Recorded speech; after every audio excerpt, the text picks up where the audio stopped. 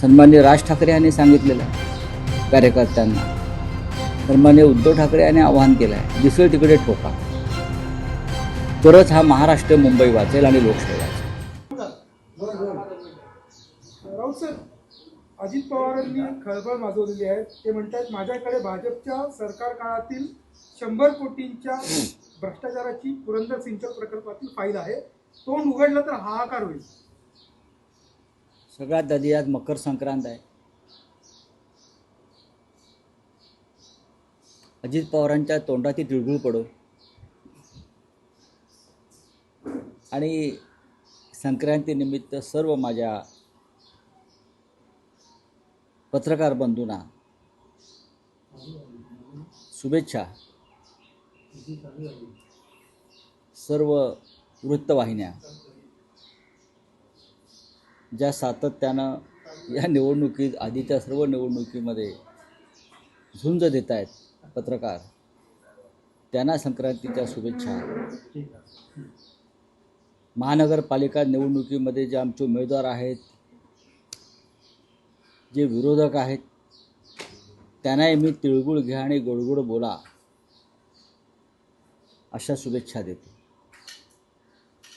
हा अत्यंत एक महाराष्ट्रासह देशभरातला पवित्र सण आहे.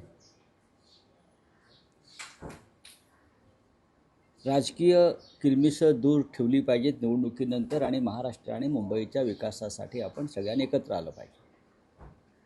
त्यासाठी हा तिळगुळ मी त्यांना देतो आहे.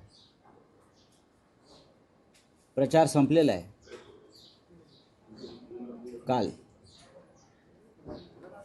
पण निवडणूक आयोगानं सत्ताधाऱ्यांना तिळगुळ दिलेला आहे. निवडणूक आयोगानं महाराष्ट्राच्या सत्ताधाऱ्यांना एक वेगळा तिळगुळ दिला. प्रचार संपला तरी तुम्ही प्रचार करू शकता. हे नवीनच आहे. प्रचाराची मुदत संपली तरी तुम्ही प्रचार करू शकता आणि तोही कसा, घराघरात जाऊन. एकदा प्रचार संपला की तो प्रचार संपतो. ही आतापर्यंतची परंपरा होती. आता आधीचे काय नियम आहेत वगैरे ते आता काढतायत हे लोक. पण अचानक या निवडणूक आयोगावर संशय यावा अशा प्रकारचं त्यांनी एक काल भूमिका घेतली की प्रचाराची मुदत संपल्यावरही राजकीय पक्ष आणि उमेदवार घरोघर जाऊन प्रचार करू शकतात. सध्या वातावरण असं आहे की घरोघर पैशाचं वाटप सुरू आहे. पैशाची पाकिटं साडीतून, वृत्तपत्रातून कार्यकर्ते घरोघर जाऊन पैशाच्या पाकिटांचं वाटप सुरू आहे. त्यांना मुभा मिळावी घरोघर जाऊन पैसे वाटण्याची, म्हणून हा नियम, आधीचा नियम मोडून हा नवीन तिळगुळ निवडणूक आयोगाने दिला आहे का अशी मतदारांच्या मनात शंका आहे. याचं कारण असं आहे की ठिकठिकाणी पैसे वाटणाऱ्यांना बदललं जात आहे आणि आज दिवसभरामध्ये हे बदलण्याचं नाट्य जास्त प्रमाणात घडू शकेल.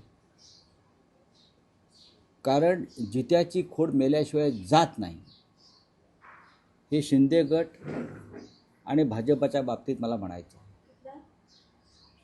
हिंदू मुसलमान आणि पैशाचं वाटप याशिवाय ही निवडणुका जिंकू शकत नाही. यांना कोणताही विचार नाही, फक्त पैशाचं वारेमाप वाटप,